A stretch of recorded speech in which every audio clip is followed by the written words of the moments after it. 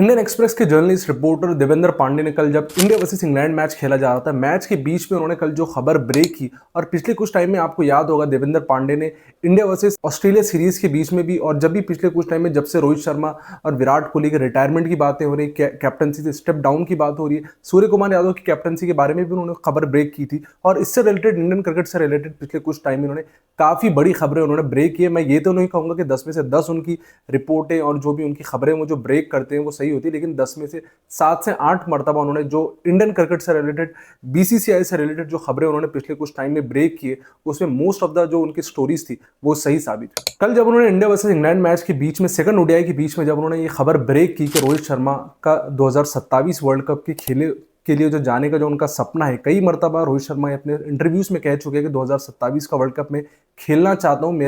मेरी नज़र में है 2027 का वर्ल्ड कप। उन्होंने विमल कुमार को, जब उन्होंने 2024 में आई थिंक इंटरव्यू दिया था, उस टाइम पे भी उन्होंने कहा था। उससे पहले आपको याद होगा एक वीडियो बहुत ज़्यादा वायरल इंस्टाग्राम पे चलता है, सोशल मीडिया पे चलता है, जब उनसे बच्चे कह रहे हैं, कुछ दोनों छोटे बच्चे, एक लड़का लड़की, जब उनसे कह रहे हैं कि आप 2027 का वर्ल्ड कप खेलेंगे, तो रोहित शर्मा उसका मराठी में जवाब दे रहे कि मुझे जाना है वर्ल्ड कप में। ये उनका कहने का मतलब था रोहित शर्मा का। जब उन्होंने बच्चों ने जब उनसे पूछा कि क्या आप 2027 का वर्ल्ड कप खेलेंगे, हम चाहते हैं कि आप वर्ल्ड कप खेलें, तो रोहित शर्मा ने उनका जवाब दिया था, जायचे आहे मला, मतलब मुझे जाना है 2027 का वर्ल्ड कप। लेकिन कल जब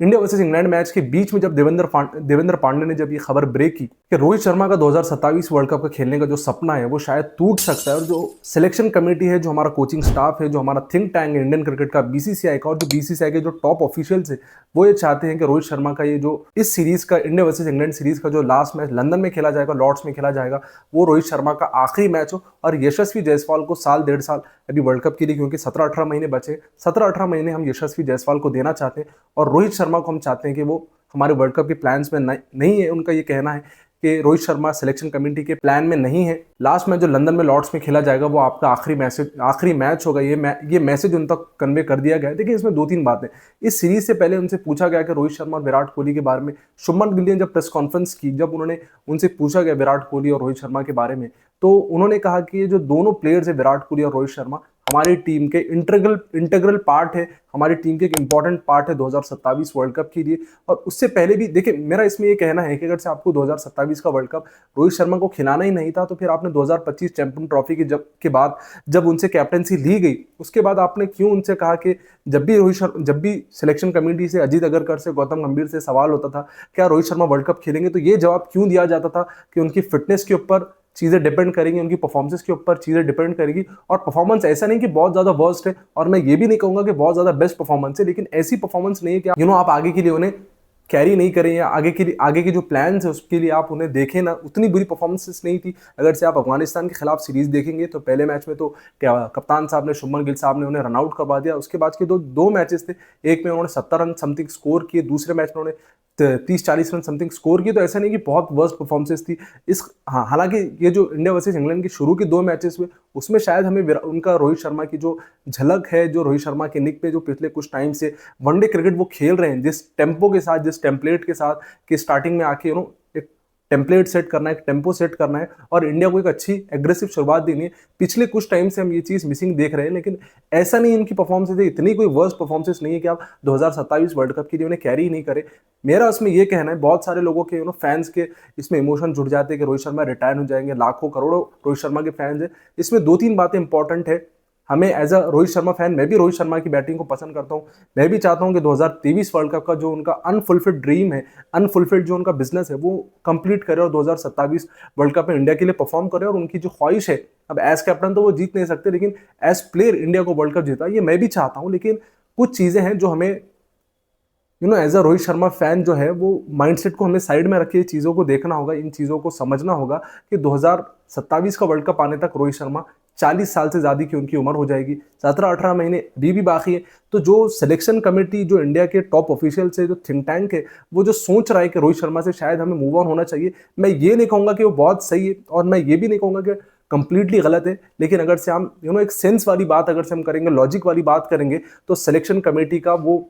डिसीजन लेना भी मुझे लगता है कि किसी हद तक फेयर है। मैं ये नहीं करूँगा आप रोहित शर्मा को उठा के साइड में फेंक दे, लेकिन जो सिलेक्शन कमेटी जिस एंगल से सोच रही है कि अभी 1.5 साल लगभग बचा है वर्ल्ड कप के लिए, 1.25 साल 1.5 साल, 17 से 18 महीने भी वर्ल्ड कप के लिए बचे हैं, लेकिन उस टाइम तक क्या रोहित शर्मा अपनी फिटनेस को उस तरीके से मेंटेन कर पाएंगे? परफॉर्मेंसेस पिछले कुछ टाइम में आप देख रहे हैं नरम गरम परफॉर्मेंस है, ऐसा नहीं कि बहुत वर्स्ट है और ऐसी भी परफॉर्मेंसेस नहीं है कि बहुत बेस्ट परफॉर्मेंस है, लेकिन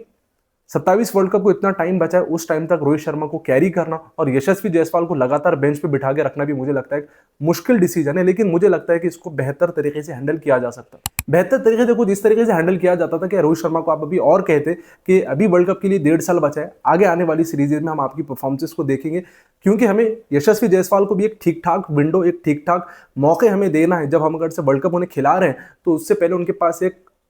सैंपल साइज मौजूद हो, 10-12 वनडे वो खेल चुके हो, कम से कम इतनी प्रिपरेशन में हो यशस्वी जायसवाल के वो वर्ल्ड कप के मैचेस में उन्हें डायरेक्टली वर्ल्ड कप में उतार सके, इतनी प्रिपरेशन हो। लेकिन अभी आने वाली जो वनडे सीरीजेस है या आने वाले जो डोमेस्टिक के टूर्नामेंट्स है उसमें हम आपकी परफॉर्मेंसेस को देखेंगे और खास तौर पे आपकी फिटनेस को देखेंगे। अगर से आप उसमें हमारी फिटनेस के ऊपर हमारे एक्सपेक्टेशन पे सही तरीके से उतरते हैं तो फिर हम देखेंगे 2027 वर्ल्ड कप के लिए आपको कैरी करेंगे। 1.5 साल पहले, क्योंकि 1.5 साल अभी वर्ल्ड कप के लिए बचा है, इतने पहले ये बड़ा डिसीजन लेना मुझे लगता है कि रोहित शर्मा के साथ, रोहित शर्मा के फैंस के साथ जिस तरीके से रोहित शर्मा ने इंडियन क्रिकेट को सर्व किया है पिछले लगभग 20 साल, लगभग उन्हें आप कहें तो गलत नहीं होगा, 2007 से वो इंडियन के पार्ट है। इतनी ज़्यादा परफॉर्मेंसेस के बाद वनडे का अगर से कहें वन ऑफ द ग्रेटेस्ट, मैं ये भी नहीं कहूँगा कि वन ऑफ द बेस्ट, बल्कि वनडे में उनकी जो परफॉर्मेंसेस है वो शायद विराट कोहली की भी नहीं है, ना सचिन तेंदुलकर की। हाँ, कंसिस्टेंसी में शायद सचिन तेंदुलकर और विराट कोहली उन्हें बीट कर जाएंगे, लेकिन जिस तरीके से वनडे क्रिकेट का जो ओवरऑल टेम्पलेट को रोहित शर्मा ने चेंज किया है, तो one of the greatest cricketer to play this format अगर से कहें रोहित शर्मा के बारे में तो शायद गलत नहीं होगा। बहुत टाइम तक मैं, जब से कल से खबरें चल रही है, मैं रोहित शर्मा का एज अ फैन अपने आप को सेटिस्फाई, अपने आप को मैं दिलासा दिला रहा था, अपने आप को मैं तसल्ली दिला रहा था कि शायद ये खबरें झूठी हो सकती है। लेकिन जब मैंने ये खबर पढ़ी